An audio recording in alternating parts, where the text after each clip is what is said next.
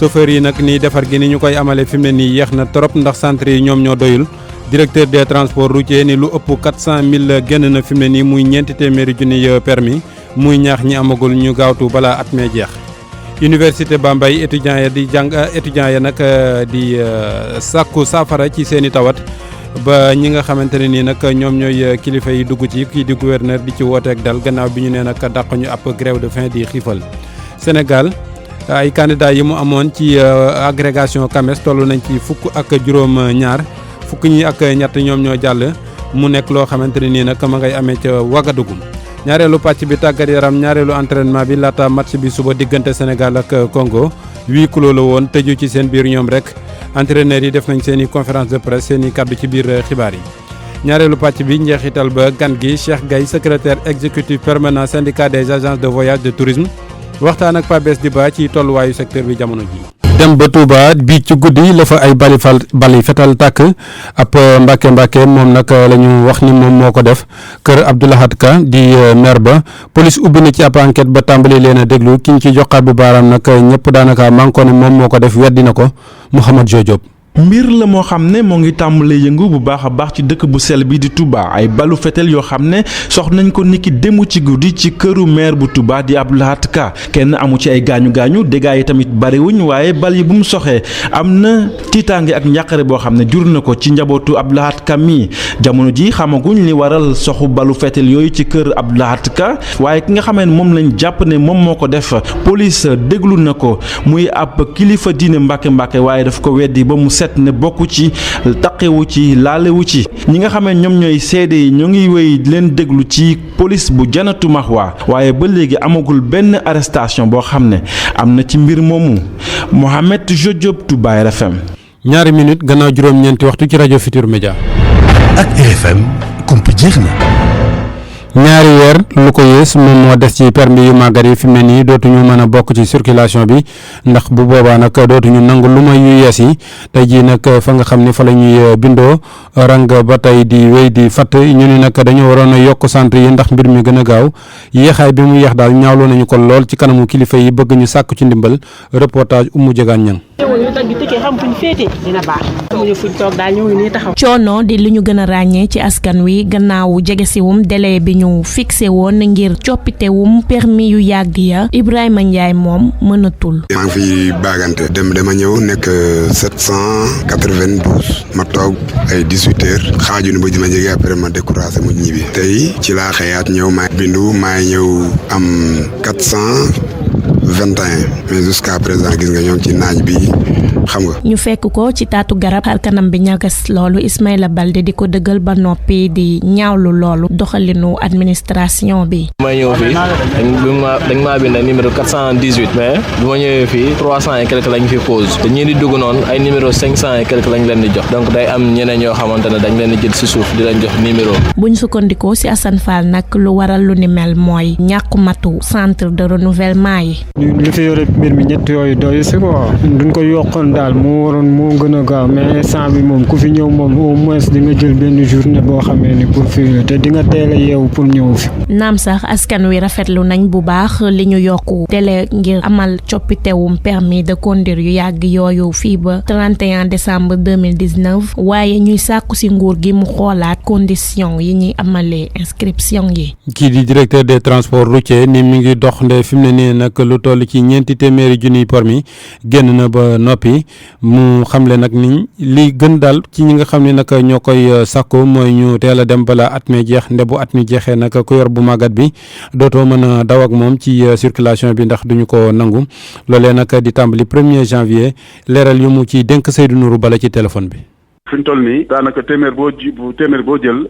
yées na juróom fukk yi nga xam ni remplacé nañu seen permis de conduire. day tekk ni effectivement li des bare na waaye li ñu seetlu mooy ba ñu njëkkoon donc joxe xibaar ni donc remplacement bi daanaka àgg na ci cappaandaw la boobu seetoon nañu effectivement ñi ñëw commencé na ñoom engouement pour ñëw bañ ko yokkee taxoon na ñi ñi gën a bàyyeeku tuuti waaye fan yi nga gis ni defoon na publicité ak ay en tout cas spot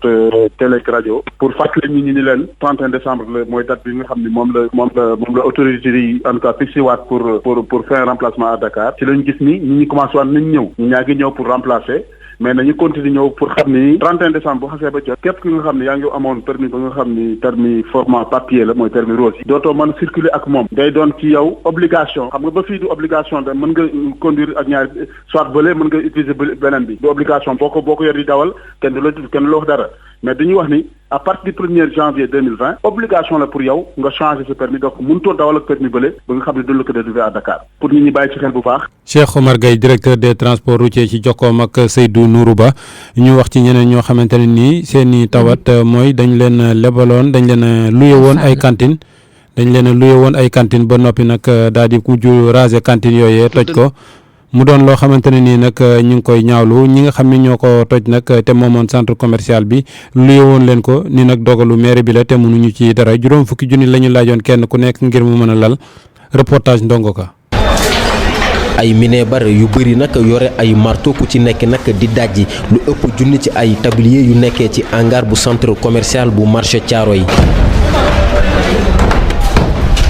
commerçant yi nga xamante ni ñoom la ñuy dajji seeni taabal boole kook mer ba futtu taxaw nag dajaloo di gis lii xew seeni kanam. 1111 table ñun bi ñuy jaay ku nekk fay na 250 000 ndax Ali Diallo ci lu ñu wax ne dafa doon toj 400 table Babacar Sène di ko maasee leen lépp Ali Diallo mooy promoteur bi ba noppi ñu wëlbatu dañ koy jaay par mètre carré ñu naan ay 1 million lu nekk ñu ngi koy wax fii ci kaw la ñu bëgg a aj nit ñi mais ñun ci suuf la ñu jëndoon aji wuñu fenn fii la ñu soxla. administration centre commercial bi nag ñu daal di ko ci joxor bi mu ciy raxasu nag ba daal dee seet Pape Sow di administrateur bi ni bu dee am na nag lu ñu ciy seet bu yeboo ñu dem ca mairie Thiaroye Gare. maire bi ñun suñu partenaire ñun ay promoteur nañ rek dañuy jox assiette bi ñun ñu construire arrêté yaa ngi nii inutilisation du centre commercial mooy hangar bi ils nous ont donné un arrêté pour ñu démolir on ne peut qu'exécuter il y a pas 1100 occupants quasi totalité bi c'est invendu. ca mairie Thiaroye Gare it kàddu yu ni mel nag ñu daal di koy dàq nag ba mu daal dee set Iba Anne mooy président commission hall et marché bu mairie bi. moom moo demandé arrêté ni place am yi mu moom daf ko bëgg a toj ci la dem toyal li mu warul toj le promoteur moo ñëw demandé mairie autorisation de démolir li mu moom ñu defal ko autorisation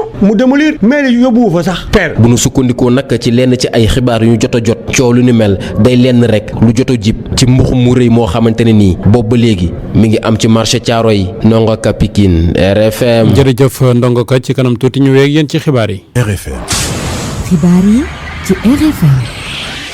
njàng mu kawe mi concours agrégation Sénégal fukk ak juróom-ñaari candidat la amoon ci fukk ak juróom-ñeenteelu édition bi ñu ci amal fukk ñi ak ñett nag daal di nañuy jàll ñeent ñi nag ñoom la ñu tëye université Cheikh Anta Diop Gaston Berger ak université Assane Seck ñoom ñoo yóbbu woon nag ay nit ñu waroon a defal agrégation foofee doon leen natt jombul beneen jotaayu xibaar ñu ànd ceeg yéen mu tàmbali woon nag ñaari fan ci weeru novembre di wéy ba fukki fan ak ñett di suba ak jàmm incha allah. njàng mu kaw mi ba tey ak xat-xat ya ca université Bambey tax nag étudiants yi nii saafara daal nemmeeku wuñ ko ci seen i jafe-jafe moo tax nag ñu daal di bëgg fi mu ne nii ñu daal di soobu ci ab grève bu fekkee ni benn avancement amu ci ba tax nag kii di góor gi mbay di gouverneur boo foofee di sàkku nag lépp am ci dal rek te ñu xam ne nag ñëpp bokk réew mi lépp rek wares na ko mën a laami sonte ba déggoo ci ñu déglu ko ci micro Babacar Diouf. téeméeru bërëbu jàngukaay yi ñeel tuutànk yi boo jël ñeent fukk ak juróom. góor gi mbay la ñu war a déglu mu nekk gouverneuru Njaareem ci micro Babacar Diouf ci kanam tuuti su jàppandiwut rek ñu daal di yegg si ci kon Ali Bandel Niang moomu nga xamante ne ni moom itam ci wàllu njàng mi lay wax 47% nee na foofee nag ca diwaan ba ay abri provisoire lañu yoo xam ne ci 47% ci case des tout petits ak garderie d'enfants yi yëpp ay abri provisoire la doon loo xamante ne nag lim bu yaatoo yaatu la tax nag am ci ñoo xamante ne ni fi mu ne nii jàpp nañu daal li war dëgg-dëgg mooy sàkk ci pexe rawatina nag gone gu am diggante ñett ba ñeenti at di dem ci abri provisoire nga xam ne léeg-léeg ay sàkket lay doon ak yeneen yoo xamante ne ni ay rab mën na caa dugg ñu daal di ko ci teewlu moom Ali Bandel Niang. téeméeru bërëbu jàngukaay yi ñeel tuutànk yi boo jël ñeent fukk ak juróom ñaar yi daanaka ci ay mbaar la ñu nekk di ay jafe-jafe nag yi nga xam ni tuutànk yi ñu ngi jànkoontal ak moom ci gox bi nga xam ni tàngoor ak ngelaw bu ànd ak poussière daanaka du fi jógee kàddu yooyee nag constat boobee ki ko def mooy Dowa Diallo donc inspecteur régional bi yore wàllu préscolaire mu ngay xamle loolu ca bañ doon siiwal lancement travaux yi ñeel tabaxum ñaari salle de classe yu yenj ci case des tout-petits bu Matam. waaw situation bi au niveau de la région c'est que soo jëlee presque téeméer case des tout-petits ñeent fukk ak juróom-ñaari case ñu ngi nekk ci abri provisoire nekkuñu ci ay bërëb yu baax de sorte que loolu tam aussi day gàllankoor njàngu xale yi te surtout ay xaleel ñi nga xam ne ñetti at lañ am ou bien ñeenti at soo leen defee ci yenn bërëb yi seen condition du baax yàlla def tey ñu am chance benn donateur bu tudd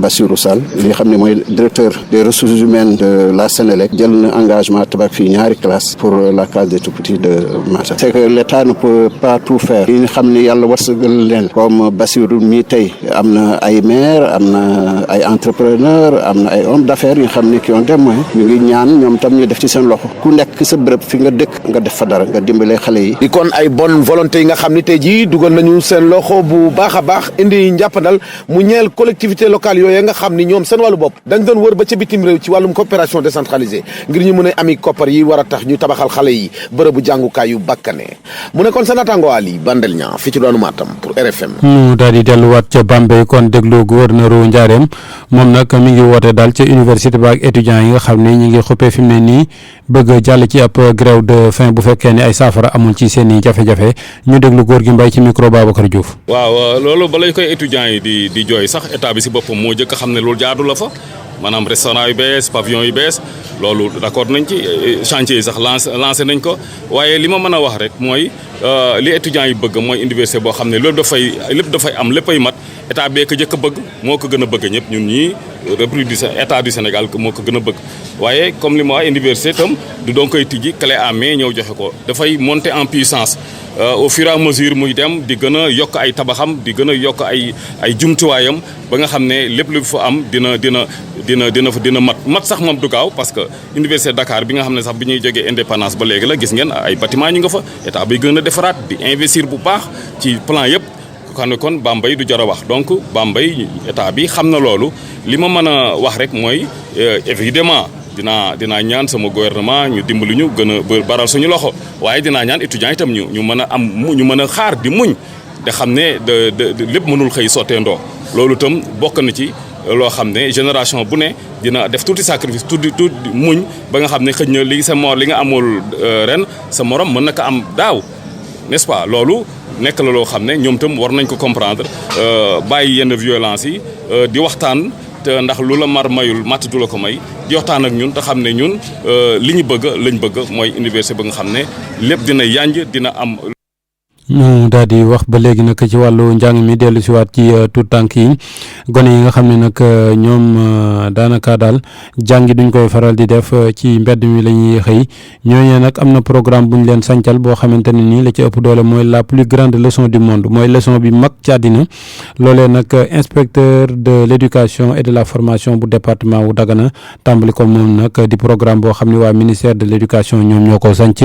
mébét mi nag di fexe wàññi leen bu baax a baax te ñu dugg na ko ci biir école bi Mamadou Diagne. si ndigalu jëwriñ bi ñu dénk wàllu njàng mi inspecteur bi ngànk wàllu njàng meek ak tàggat bi fii si département bu Dagana di Amadou Sy daat nay lancé programme bi ñu duppee la plus grande leçon du monde mu nekk benn séance boo xam ne mi ngi concerné élèves yi nekk si classe C2 ba si CM2 année bii sax ñu siy jàngale li nga xam ne mooy droit de l'enfant lii nag ngir yombal ndaw ñi ñu jot si njàng mi si anam yu mucc ayib loolee tax ba inspecteur bi di Amadou Sy daal di laliy pexe ba école yi nekk si département bi yëpp daal di bénéficier wu si grande leçon bi li ñu fexe école yëpp aussi defandoo ko école yëpp nekkuñu ci béréb boo xam ni mun nañ ko def am na ay école yoo xam ni am nañu ay effectifs yu bëri am na ñoo xam ni amuñu ay effectifs yu bëri loolu moo tax am na ay école yoo dañ leen boole ci biir dëkk comme Dagana am na ay école comme Richard Toll école ay grand effectif boo jëlee par exemple école bi ñu nekk nii Garo Mali école boo xam ni am na plus de presque 1000 élèves école boobu munoo wax ni na dem ci beneen école wala beneen école na ko fekk loolu moo tax ñu bay seen école yooyu école bu ne def grande leçon am na école yoo boo xam ni ñu ngi ci àll ba école yooyu dañu ne école bu ne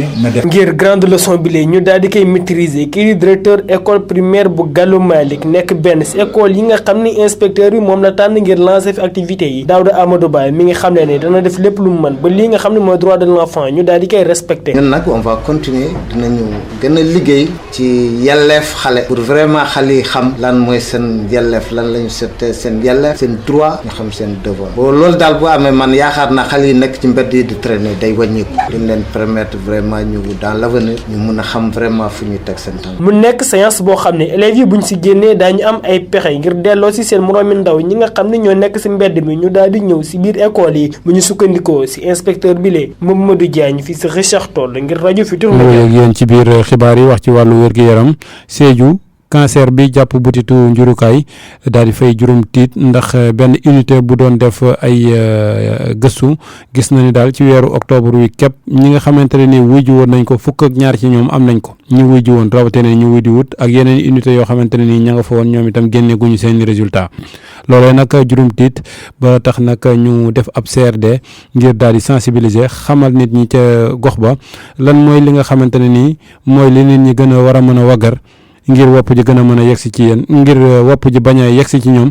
ñu ànd ceeg leeral li Max Euclide Kamfani. ci weeri octobre bu ñu gën a nii rek fukk ñaar ay cas suspect cancer col de l'utérus nu mu néew nemeeku nañ leen di firnde rek ni feebar bi mi ngi ci douane bi docteur Ibou Diarra médecin chef district sanitaire Bounkiling. am na ay campagne yu ñu jot a mené campagne de dépistage yoo xam ni gis nañu que feebar baa ngi fi weer bi passé rek dans le cadre de Octobre Rose on a eu presque 12 cas yoo xam ne ay cas suspect de cancer du col am na ñaari unité mobile au niveau de la région yoo xam ne chaque weer daanaka dinañ génn pour def ay dépistage cancer du col daanaka am nañ ci aussi ay résultats yoo xam ni am nañ dépisté par rapport à ça ñenn ñi am na ñuy traité au niveau de Sédhiou ñeneen ñi amaana dinañ leen yóbbu au niveau de Dakar pour la prise en charge. ay cas yu bëri bokk yi wane ni war nañu amal campagne bu yaa ci ñaax nit ñi ci solo amal vaccination ngir xee cancer col de l'utérus gannaaw buñ si nemee ko woon ay jafe-jafe loolee di ay kaddu médecin chef district sanitaire Bounkiling docteur Ibou Diarra. depuis daaw lañ ko introduire ci dëkk bi mais gis nañ dafa xaw a sooxe tuuti naam sax fu mu toll nii données yu ñu am 2019 tane na tuuti mais 2018 dañu amoon ay difficultés parce que fa amoon grève syndicat de la santé ak information yoo xam ni dañ ko doon jàllale wax nit ñi que vaccin bi baaxul ci ñu koy jël loolu moo tax gouverneur woote CRD bi pour que vaccination boobu mën a jëm ci kanam. ci nu ñu nam amalaat vaccination cancer col de l'utérus ab ndimbal ci ñuy yëngu ci wàllum jàngale mi yitteel na ñu yëngu ci paj mi lool gannaaw bi cible principale bi nekkee jigéen yu ndaw yi Sédhiou Max Euclide Kamfani RFM. ñu daal di wax ci mbiri douche yi nga xam ne nag moom ñëpp a koy bokk moom la ñu bëgg nag xool anam woo xamante ne nii dinañu ko ci mën a jaarale ba mu doon barabu suturluwaay yoo xam ni dina wasaaroo bu baax a baax te itam mel anam woo xamante ne nii nit ñi dinañu ko gën a mën a jëfandikoo loolu nag bokk ci mébét yi nga xamante ne nii moom la ñu war a mën a waxtaanee ci sommet bi Sénégal di amal fii ci wàllu ndox mi ci atum 2021 fii ci Sénégal nag ñu xëyoon ci tey ji sanc ci mu ndaje Fatimata Li xam gi ñu xam ni am ndox mu sell ak assainissement bu baax ak la ak yelleef ci askan wi loolee waral association sénégalaise de normalisation amal ab atelier information Abdourahmane Dione di directeur général bu ASN di ñëwaat ci enjeu yi. service yi nga xam ne day jóge ci bitim réew wala ñu koy defaree ci réew mi dinañ mën a wax ne service bi nga xam ne répondre na ci critères yii nii moom mooy service bu baax te boobu noonu moom lañ bëgg pour population yi. gouvernement bi dina am benn feuille de route boo xam ne dina am ay critères yu muy jugé lan la ñuy accepté ak lan lañ dul accepté. ay gaanuwaay yu yees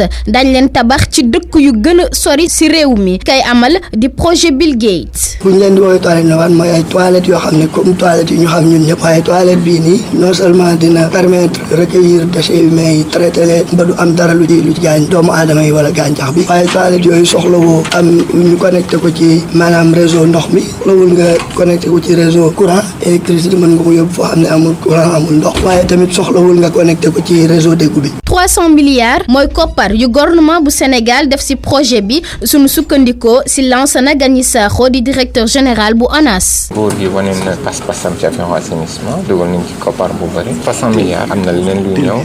dëgg la lépp sotteegul mais te am nañu pas day def naa loolu baax la mais liggéey bi ñu def li mu ëpp solo mooy li muy wane mooy place su Sénégal en Afrique en matière d'assainissement. Fondation Bill Gates li ko tax a jug mooy jàppale yenn kër yiy liggéey ci wàllug assainissement ci biir dëkku taax yi ngir ñu am ndëgër laay rawatina ci wàllub koppar. waa administration pénitentiaire di leeral ni kii di Hissène Habré dara jotu ko mi ngi am wér-gu-yaram macha allah te itam nag ñoom foofee ñu ngi bàyyi xel bu baax a baax li ñuy wax les règles de Mandela nga xam ni képp ku ñu jàpp nga nekk ci biir kaso bi li war ci yow ci wàllu wér-gu-yaram ñi ngi koy wàccoo ak moom leeral yu tukki gannaaw xibaar bu xëy tey ji ci journal populaire populaire di wax ni nag moom yaram wa daa sutaatee lool. RFM Sport. tàggat yaram Youssouf Bodian maa ngi lay nuyu. la fay Makumba. ñu tàmbaleeg football gaynde yi match bi suba la ak jàmm tey jii la woon entraînement bu mujj bi. Sénégal ak tamit Congo amal nañu kon seen séance yu mujj à huis clos maanaam kenn fekkeew ko minute yu njëkk yi rek la ñu ubbil kon presse bi ñu daal di filmer ci entraînement bu Sénégal bi waaye bu ñu noppee sélectionneurs yi jot nañoo kon jàkkaarloo ak taskatu xibaar yi ngeen wax nan la ñuy waajee kon match boobu lee nga xamante ni suba lay am ñoo ne ci ak Cheikh Anta Diop. lu toll ci benn waxtu la ñu amal entraînement bi fii ci stade Lat Dior bu Thiès ci ambiance bu mucc ayib ci diggante joueurs yi rawatina kii di doomu Thiès dëkk Guy Sombel di Habib Diallo ak i ñoñom gaynde yi daw ñaq lool ànd ceeg Pastef bi entraînement bi jeexee Aliou Cissé di entraîneur équipe nationale bu Sénégal gis na xelam dal na ci digganteem ak Congo. ci défaite nañu jógee ci Coupe d'Afrique bi finale bi c'est vrai que match contre Brésil bi xale yi def nañu vraiment performance bu intéressant mais tey je crois que lu gën a am importance mooy éliminatoire Coupe d'Afrique bi nga xam ne moom la ñuy dugg nii contre Congo ñëpp xam nañ ni que premier match mooy match boo xam ne match bu am solo la match bu am importance la di fas yéene vraiment dugg ci te gagné ko incha allah. Valdo Candido Filo bi nga xamante ne moom mooy entraîneur bu Congo di ab brésilien wax ni équipe nationale bu Sénégal de moom mooy favori bi waaye dinañ ci def seen kéemtalaay kàttan ngir gagné. Jouer face au Sénégal c'est une équipe vraiment très forte avec un effectif vraiment du rêve. di jogonte équipe bu mel ni Sénégal lu jafe lay doon équipe bu am doole la dañuy nekk ci terrain bi ak ñi ci banc bi ñëpp xarañ waaye nag ñun aussi dañuy wane suñu football dañoo bëgg a créer surprise bi gagné fii ci Sénégal. Ça va pas être facile. Nous, on va essayer. Pourquoi pas créer la surprise. Sadio Mané waa Thiès ñu bëri doon ko xaar taxawoon ci buntu bi mu rombee daanaka ñëpp ko doon tàccu di yuuxu turam. RFM Thiès Cheikh Anta Diop. Cheikh Anta Diop Valdo boobu kon doon wax di sélectionneur bu Congo lu yàggul ni ki daaw moom moo indi woon équipe Congo bi nga xamante ne kon U17 Sénégal moo ko éliminé woon ci yoonu CAN bi match bi nga xamante ne kon dina am jàppale ni suba diggante Sénégal ak Congo mooy doon 9e match juróom-ñeenteel ci histoire Sénégal Congo ñetti victoire la ku nekk am ñaari match nul waaye ci wàllu match officiel gaynde yu Sénégal mosuñoo ñàkk ci kanamu Diable Rouge yi ci qualification CAN ak coupe du monde 2006 match nul lañ def 0-0 beneen match bi Sénégal gagné ñaari bal ci dara Sénégal daan Congo ci phase finale CAN 68 2-1 ñii di ñaari sélection yi tamit seen rencontre bu mujj janvier 2017 la woon match xarito Sénégal am ndam ñaari bal ci dara Keita Baldé Diao ak Pape Alioune Ndiaye booba ñoo dugaloon biu Sénégal yi kon Sénégal Congo suba 19h ngeen mun ko déglu incha allah ci rajo Futur Média. ñu daal di wax ba tey ci yeneen match yi ci wàllu qualification yooyu. ci groupe bu Sénégal la ñuy des groupe I bi bu 16h jotee Guinée Bissau Eswatini yeneen affiche yi kon Nigéria Bénin lay doon 16h Angola Gambie 19h Cameroun Cap Vert bu 16h jotee kon waa Botswana ñoom Zimbabwe la ñuy dajal waaye le 15 novembre lay doon waaye Makuba ñeenti si joueur Botswana yooyu duñ ci bokk xam nga la lañ def. dañ leen fekk seen néeg ñuy mandi bu ñuy stage ca Égypte ñu daal di leen kon dàq ci équipe bi coach bi ne dootuñu bokkati kon ci équipe bi dañ doon def stage di préparer match bi ci wàllu ci Égypte kon ñu nekk ci seen chambre hôtel di mandi. loolu yaakaaroon naa ne nag ñoom seen ndaje yooyu da cay faral di am. mais daal xam nga soo nekkee ci dynamique am match bu sérieux bu mel nii da ngay bàyyi lépp nga concentré ci kon match boobule. ci Ligue 2 bu France lañ jëm ak Abdoulaye Sané moom la ñu kon tabbu mu nekk joueur bi gën a ràññeeku maanaam joueur du mois d'octobre attaquant sénégalais bi kon 49% ci vote public bi ak tamit yeneen joueurs yi nga xamante ne dañ ko votel moom mi nekk kon Chocho Abdoulaye Sané moom dugaloon na sax ci weeru octobre bi benn triplé seen diggante Clermont ñu daan leen ñeenti bal ci dara ñaari fukki at ak juróom-ñaar la am jaaroon AS Douane nekk jamono yi ñeenteelu meilleur buteur Ligue 2 bu France dugal juróom-ñaari but clubam bi di Chocho te Omar Daf di ko entraîné ñoom ñooy 5e ci classement bi ñetti poñ la leen leader bi rawee leader bi mooy club bu Lens. ñu daal di wax ci comité international olympique CIO mi nga xam xam ne fi mu ne nii mu ngi ci Ndakaaru. waaw seen président di Thomas Bach jamono yi kon mu ngi amal tukki nemmeeku fii ci Ndakaaru li ko tax a jóg nag bokk na ci Jeux olympiques de la jeunesse bi la war a amal kon ci atum 2022 Sénégal nag dina pare balaa boobu suñu sukkandikoo ci ministre des sports président CEO nag tey doxantu ci parcours sportif bu Corniche bu Ndakaaru reportage bu Omar Mbow. buntu comité international olympique tertoom xumboon na lool fii ci Ndakaaru école arts martiaux yu bëri ak 12e gaynde teewe ngir dalal ko dalal bi Thomas Bach rafetlu bi ñu sukkandikoo ci moom tànneefu Sénégal ngir dalal Jeux olympiques de la jeunesse 2022 defuñ ko ci nen. On a dû choisir ngir ñu tànn réew ci biir Afrique dañoo sukkandiku ci jéegoy Sénégal ndaxte Sénégal réewu jàmm la mu am dal ak kaaraange réew moo xam ne tamit tàggat yaram lu fi bëri doole la. amal compétition bi ñu mel du lu yomb waaye jëwriñ bi ñu dënk tàggat yaram Matar Ba di dalal xel yi. ñoom décidé nañ li ñu daan jàppal li ñu waroon a def ci Jeux yi ñu yokkaat ci lu mot xaaj loolu bu doon téeméer dinañ ci tegaat yeneen juróom fukk pour que yëf yi mën a jaar fu mu mën a gën a baax loolu nag dina nekk lu am solo ci fii ñu jëm muy organisation Jeux olympiques. au Japon tey Jeux olympiques yaa ñuy def 8 mois avant organisation bi dina fekk ñu pare lépp ñun nag dañu bëgg a jël ci ñoom exemple ba nga xamante ne buñ mënul 8 mois it 5 mois avant la war a am Saly am fa la war a am Diamniadio am fa li war a am Ndakaaru gi am fi ba benn jafe-jafe du am ci wàllu organisation. Japon mooy amal Jeux olympiques 2020 fii ak weer njiitu réew Macky Sall la ñu tànn ngir mu nekk invité d'honneur ba mu doon lu njëkk ci président réewu Afrique yi. jaajëf Omar Mbaw. ñu wax ci dawal welo gi fekk Ablaye ci tour bi wala. waaw ñoom ñetteelu étape bi ci la ñu toll suba lay doon ci mercredi bi diggante Fatick ak Nguéniène kon tey ci mardi bi dañoo bër ba tax na kon ñi doon rawante dañ leen dugal ci ay oto ñu jógee Kolda ñëw ci Fatick war fa fanaan suba lañ fee jógee kon dem ca Nguéniène ñu fekk fa kon Abdoulaye Diop. téeméer ak fukk ak ñaari kilomètre mooy xaar lu ëpp ñeent fukki dawalkatu vélo yi diggante Fatick ak Nguéniène bi lay étape am solo lool ndax ñi ngi fay xaar xeex bu mag diggante allemand yu Amrest World ak rwandais yu Bénédiction Excel Énergie ginnaaw fokkati bi nga xamante ni Didier Muneyenza daal dina koy fokkati maillot jaune bi ci Thomas Linert moom mi lee sax ci étape bu mujj bi teewlu woon ca podium ba ngir jël maillot vert bi dina bëgg dabuwaat bu baax ñetti minutes ak ñaar fukki secondes yi nga xamante ni kii di Didier Muneyenza rawee na ko waaye ñoom rwandais yi nga xamante ni ndorteelu tour bi ba léegi ñi ngi am taxawaay bu rafet seenub bëgg-bëgg dina nekk téye maillot jaune bi ci nu mu gën a yàggee ci bilépp tour du Sénégal ñaari équipe bu sénégalaise yi nga xamante ni ñooy national beek mix bi ñoom ñooy seenub bëgg-bëgg ci bile étape dina doon gagné boobule étape muy nekk luy dugg ci taarix foofu ca Nguéniène ngir mën a delloo njukkal ki fi jiite woon au conseil des collectivités territoriales di Ousmane Tanor Dieng nga xamante ni maillot vert bi sax moom la ñu ko tuddee Fatick Nguéniène kon mooy ñetteelu étape bu fukk ak juróom-ñetteelu édition bu Tour du Sénégal bu wàllum vélo départ gi ñu jàpp ko bu 11h jotee fii ci Fatick ci yoonu Tour du Sénégal gi Abdoulaye Diop ngir rajo Futur Média. Abdoulaye Diop kon nga nuyul ñu Aminata Goudiaby fa la ñuy yem Makumba. jërëjëf Youssouf. Tour du web ci RFM.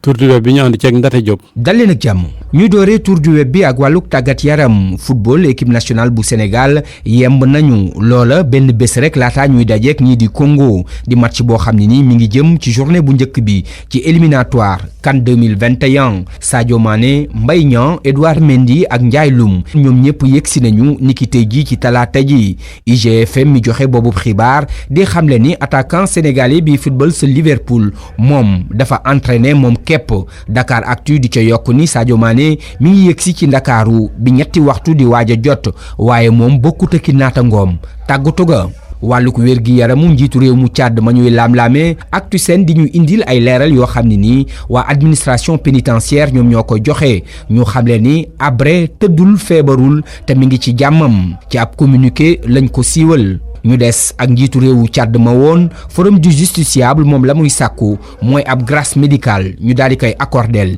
kii di Hissène Habré ñu xamle lu ni mel ci site groupe Futur Média bi di IGFM. xeex bi ñuy xeex wàlluk drogue ci réewum Sénégal Dakar Actu di ñu wax lan mooy gàllankoor yi moom site bi la mu gis moom moo di yàkkamti gi ak ñàkk xàccandoo ñàkk dóorandoo bu takk der yi boole na ci lajjloo boobu xeex mbirum Karim Wade Seneweb di ñu xamal ni comité mbootaayu xeet yi ñu dénk lépp lu jëm ci wàllu àq ak yelleefuk doomu aadama daal di nañuy jox dëgg kii di Moustapha Ka ak Samba Ndiaye Seck kii di directeur bu droits humains ak directeur de cabinet bu secrétaire d'État bi ñu dénk lépp lu jëm ci wàllu àq ak yelleef nga xam ni dañu tekki woon seen ndomba tànk gannaaw ba ñu demee toogal réewum Sénégal ci réunion boobu comité dàq gi ñu dàq élection locale yi leeral.net jox kàddu gi Mamadou Lamine Diallo moom député bi gis ni waa Benno Bokk Yaakaar dañoo jalgati sartu réew mi ci article bi di 102 ñu dem ca biti réew ak RFI.fr mi ñuy xamal ni France jox nañu ndimbal gu toll ci juróom ci ay millions ci ay euro ñii di waa République démocratique du Congo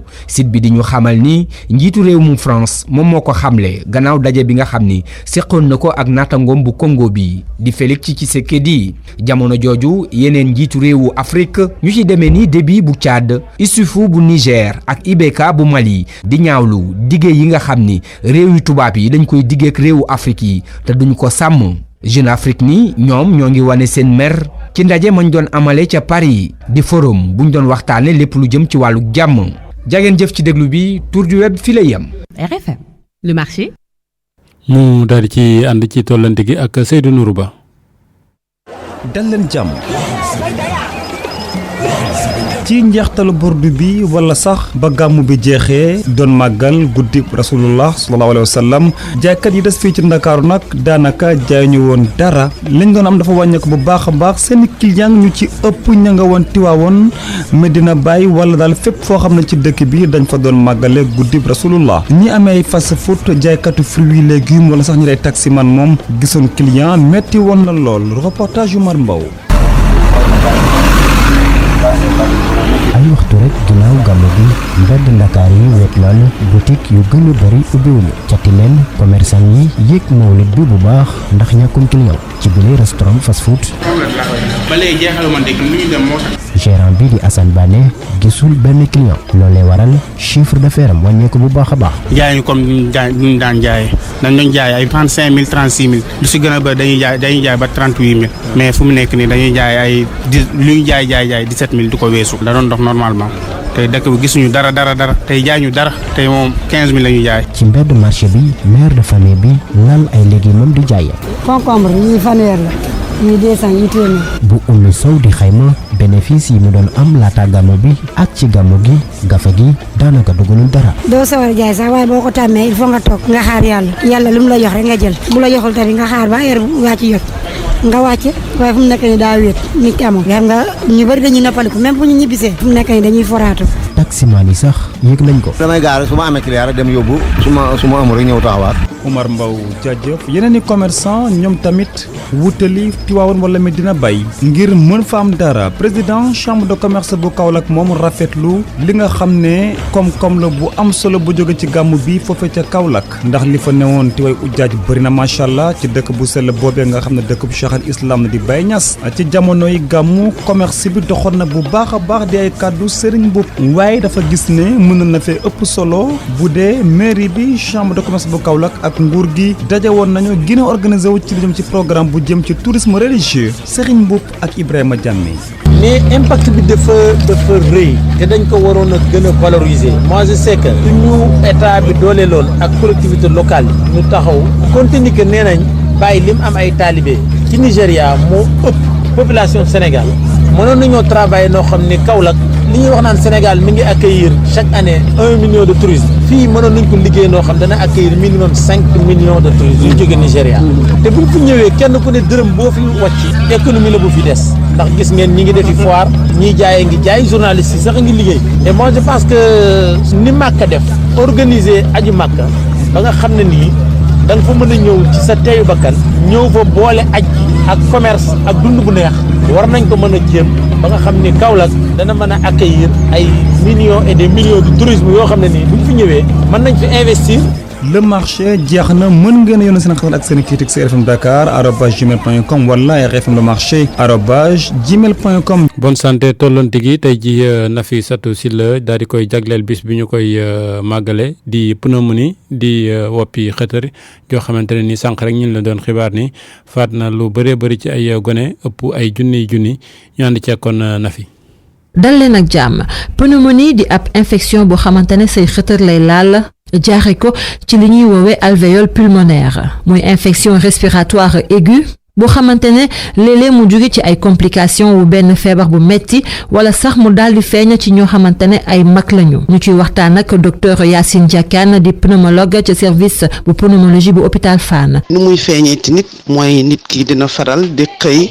di am méttitu dënn bu tar bu ànd ak sëqët si mën na ànd ak lor ak nooy bi mën na am jafe-jafe loolu yëpp nag dafay ànd ak li ci ëpp daal yaram bu tàng boo xam ne moom tamit dafay ñëw rek songandoo nit. li ci ëpp nag doomu jàngoroy pneumopathie bi ab virus lay doon wala sax bactérie. li koy indi bëri na nekk na loo xam li ci gën a fës ay doomu jàngoro la boo xam ne mu ngi koy wax bactérie ay genre microbe yoo xam ne la nit ki bu ko nooyee mën na ñëw ci dënn bi indi infection. traitement pneumonie am na mu doon bi virus waral wala bu bactérie waral la waaye lu ci ëpp solo rek mooy fagandiku. paj mi nag lii gën mooy dem kër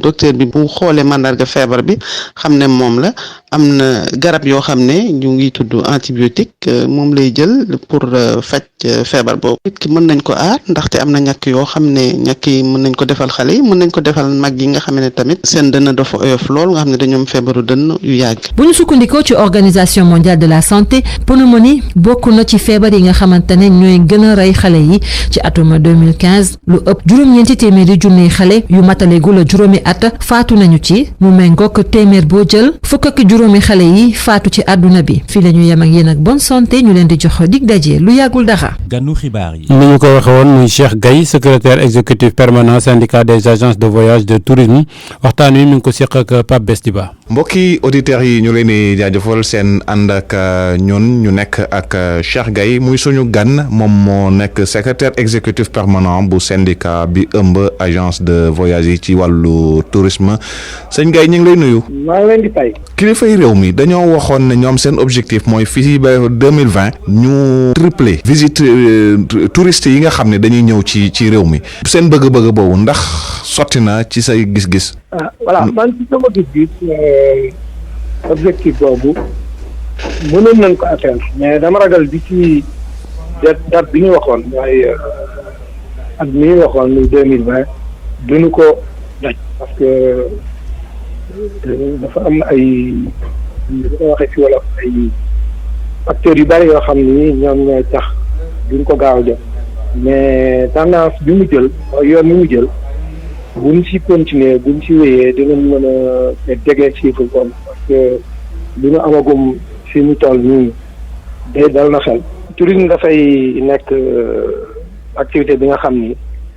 dafay lutter contre la pauvreté daf maanaam dafay xeex ndóol te boo ko seetloo emploi yu mu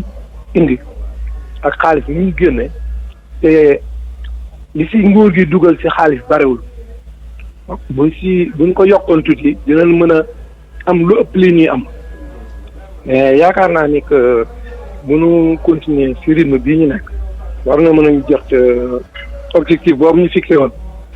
mais si benn at ragal naa mu gàtt trop am nañu yaakaar tourisme bu continuer nii. lan mooy problème yu tourisme bi am bi nga xam ne loolu bëgg-bëgg boobu dina jafe ngeen egsi ci lan mooy jafe-jafe tourisme bi jamono jile. xam nga secteur bi dafa am ci fu mu jugee. mu mën a wax ni que dafa am temps mu feebar bu metti boo xam ne bii jàppoon na ko ba nga xam ni ñu koy jéem a yëkkatiwaat dafay toll foo xam ni moo naan li ñuy faral di wax ni mbaa yaa ngi tane. yaakaar ni dafa nekk phase boobu foofu mu toll nii mooy que jotagul tan bi mu war a am carrément am na lu des bu bëree bëri te dafay secteur boo xam ni dafa sensible dafay dépendre ci facteurs yu bëree bëri ndax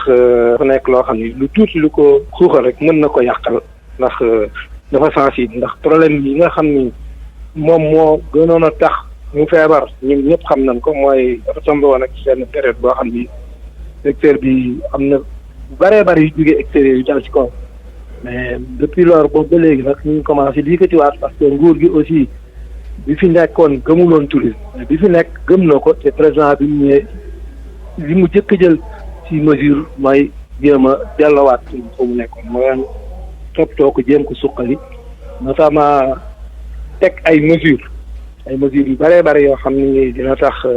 tourisme bi jëkkati waat leneen bu li mu jëkk a teg moo doon déjà visa bi ñu waxoon ni que dafay yàqal tourisme bi mu xëy suba supprimer ko. waaw visa boobu sax ministre de l'intérieur wax na ne dina ñëwaat yéen ñi nekk ci secteur bi ngeen yëkkati seeni kàddu yooxu suñ ko xoolee ndax ñu teg balance bi visa wàllu touriste yi dugg ak kaaraange gi ndax du ñu jël kaaraange gi gënul. xam nga wolof ne ne ndóobin rey sa maam boo gisee lu ñuul nga daw. parce que visa bi amoon na fi te biñ fi amee gis nañ conséquences yi mu amoon li mu defoon tourisme bi moo tax bi ñu ko dindee.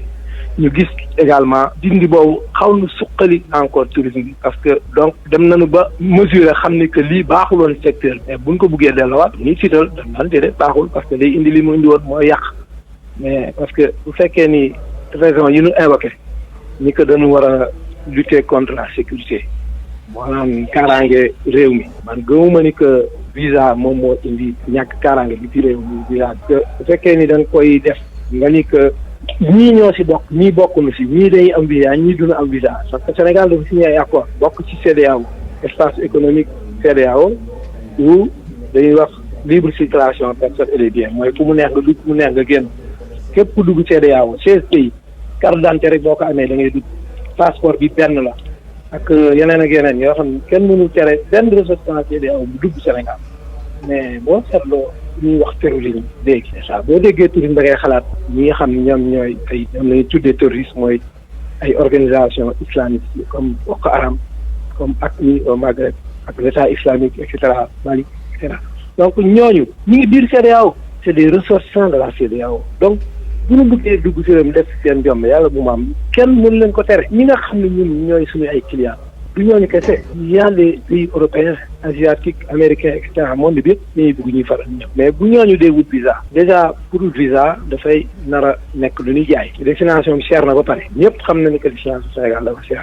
te pour mu wàññeeku mu yomb du dina jafe lool dañuy fàtte ni pays yi ñu wër nekk suñu ay concurrents ñu si bare dañu fër duñu visa te ñooñu CEDEAO lañ bokk mën nañ jaar foofu dugg fi ñu nekk CEDEAO kenn mën leen tere ñu dugg donc buñu waxu ay. su ngeen développé woon li ñuy wax tourisme local ñi dëkk ci réew mi di ñëw ci seen hôtel yeeg yooyu ndax loolu mënul woon a compenser tuuti su fekkee da ngeen am perte ci suñu tegee visa bi est-ce que développement tourisme local dëgg yéen a ngi koy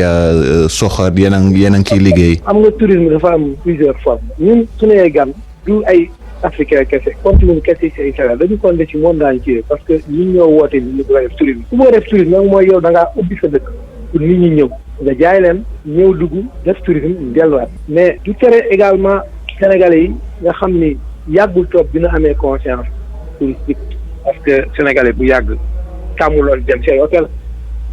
sénégalais boo waxee hôtel ñu am leneen lu ñu xalaat mais léegi boo ko seetloo hôtel yi boo fa demee 80% clients yi ay sénégalais lan donc sur ce plan ñun ñu ngi sensibiliser Sénégal pour ñu gën a mën a ñëw ci hôtel yi gën a xam hôtel yi découvrir seen biir dëkk parce que sénégalais bar xamul sa biir Sénégal mais boo bëggee découvrir sa dëkk foog nga am lu lay accueillir ci dëkk boobu fooy daal ak fooy dëkk comme ça nga mën a dugg nga xool lan moo am sa biir dëkk te ñun am na lu bëri lu mën a wax tubaab yi ñu leen di wan Sénégal yi xamul. mais pourtant am na ñu ne yéen seen offre xaw na néew lool par rapport ak li touristes yi bëgg dëgg est-ce que am ngeen tey jëlee ci wàllu hôtel infrastructure hôtelière ci wàllu site yu ñu mën a visiter yoo xam ne ni mën na xëcc touristes yi lu bare bari. ay offre yu bare la ñu am au Sénégal. c'est que nit ñi dañ ko xamul te ñu ngi ci travailler parce que am nañu offre culturelle am nañu offre historique am nañ offre sportive am nañ offre même industrielle c'est-à-dire que Sénégal yi ñoo xamul Sénégal mais li ñu ëpp biir Sénégal balaa nga koo xam nga dugg ci biir réew am na dëkk bu exemple rek laay donné am na Sénégal yi bari xam mosuñu gis gaynde mooy suñu emblème moom la ñëpp di xool di wax lion yu bari mosuñu gis am na fii Sénégal bu ñu duggee fu jege rek fii biir di Saloum nañ gis gaynde waxuma ñu dem ba ñokkaloo ko baax boole si. mais est-ce que yéen a ngi def promotion bi. ñu ngi koy def de plus en plus mais dafay loo xam ni daawul Sénégalais yi ñoom seen bopp seen revenu permettre leen ñuy dugg si biir réew mi di dem mais ñu ngi def de sorte que Sénégalais yi am moyen pour dem fi à moindre coût parce que boo seetloo léegi bu vacances jotee dañuy def promotion hôtel yu bëri dañuy wàññi seen tarif yi def des tarifs promotionnels tarif yoo xam ne day tax Sénégalais yi mën si accéder facilement et mën a profiter génn tuuti parce que bëgg nañu changer parce que buñ ko deful dañuy obligé dem di wuti ay visa de ñeneen dëkk te lan fay dem di ko fekk am na fii Sénégal la plupart parce que bu weesoo shopping bi ñuy def yi dans les pays européens maghrébins leneen lu ñuy wut Europe ak am na fii Sénégal donc dañ ko xamul mais ba léegi beneen mbir bi mooy destination Sénégal dafa cher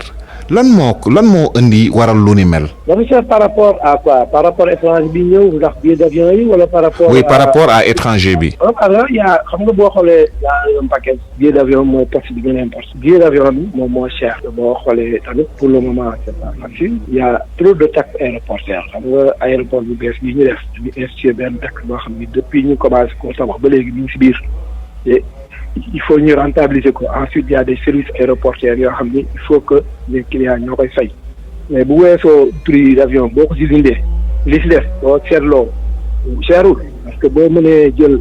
une partie du billet nga dem dëkk ko hôtel nga am chambre am repas am yeneen activité boo calculer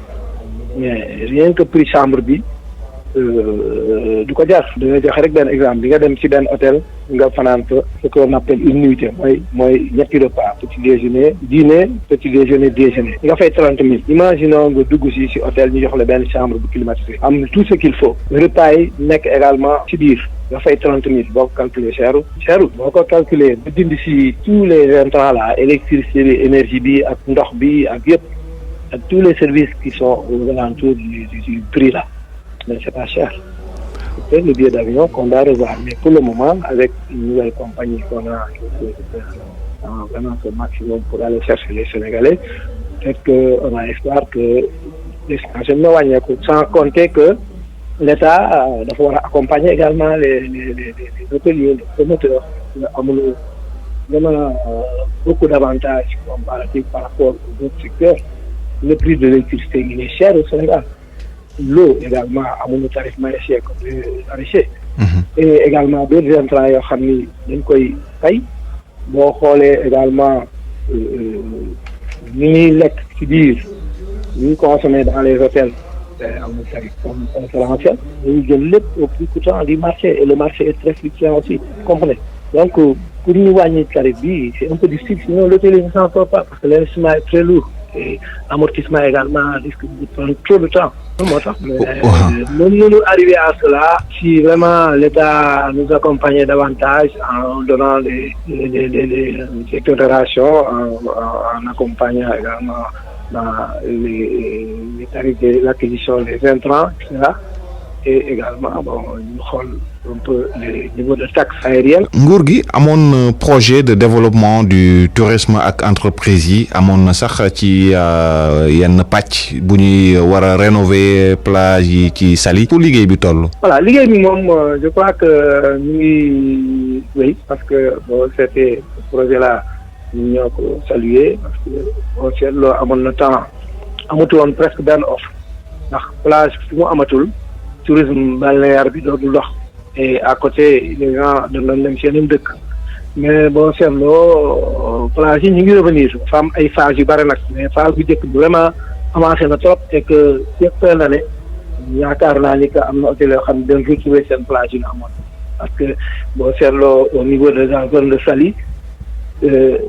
plage yi ñu ngi jotaat 60 mètres par rapport à la côte là donc c'est des plages yoo xam ni ñëwaat léegi nag le problème mooy délai bi ñu joxoon xaw ma dina pare mais on aura vraiment atteint au moins 80% parce que def na également certaines zones yoo xam ne il faut que ñu draguer ko et pour draguer il faut aller chercher du sable ailleurs indi ko et je ne suis pas sûr je ne vais pas me prononcer ci def na ñuy wax étude d'impact environnemental par rapport au dragage des sables là fan koy jëlee koy indi mais toujours est-il que pour le moment ku dem Saly di nga constater quand même sur certaines places que les transats sont revenus et tout et que les gens commencent à refréquenter les Cheikh Gueye ñu ngi lay gërëm. jërëjëf. jaajëf may fàttali ne yow yaa nekk secrétaire exécutif permanent bu syndicat bu ëmb agence de voyage yi ci wàllu tourisme. jërëjëf. jaajëf. RFM Soir, il est 22h, c'est l'heure du journal.